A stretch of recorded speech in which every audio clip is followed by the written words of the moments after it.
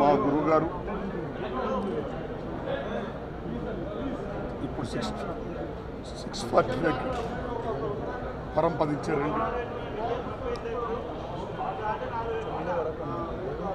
Telugu cinema ఇండస్ట్రీలో దాసరి గారిది ఒక శకం అండి.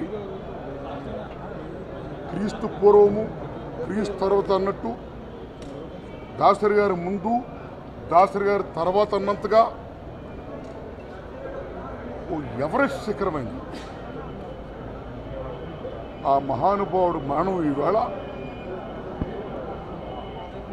ఆయన శిష్యులు అయినటువంటి మాకే కాదండి, యావత్ తెలుగు ప్రజానీకానికి, సినిమా రంగానికి, రాజకీయ రంగానికి, సమస్తానికి కూడా సత్యరం లోటండి.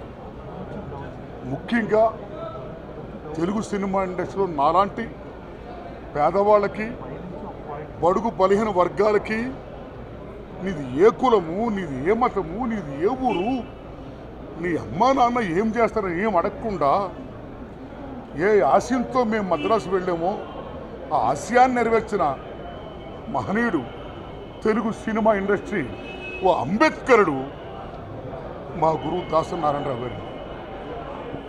అలాంటి మహానుభావుడు గొప్పతనాన్ని గుర్తించి గౌరవించి కేసీఆర్ గారు రాష్ట్ర ప్రభుత్వ అధికార లాంఛనాలతో ఆయన అంత్యక్రియలు జరుపుతున్నందుకు ఆయనకి నా హృదయపూర్వక వందనాలండి. మహాకవి ఆత్రేయ గారు అంటారు, పోయిన వాళ్ళందరూ మంచోళ్ళు, ఉన్నోళ్ళు పోయిన వాళ్ళ తీపూర్తులని. మా గురువు దాసరి నారాయణరావు గారు మనందరికీ తీర్పుర్తు. ఆయన ఆశయాల్లో మున్ముందు సాగాలని,